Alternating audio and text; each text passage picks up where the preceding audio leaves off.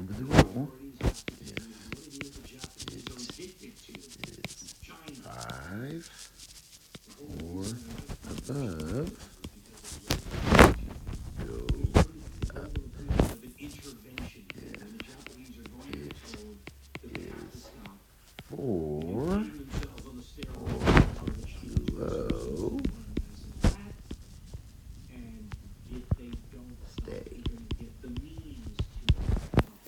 So an example would be 57. For rounding to the nearest tens, we want to look at the ones. We look at the ones, and it is a 7. So we're going to round up to 60, the next 10. Next, if we're looking at 54, we look at the ones. We see that it's a 4, and that means we're going to stay at the 10 that we're at. So this would become 50.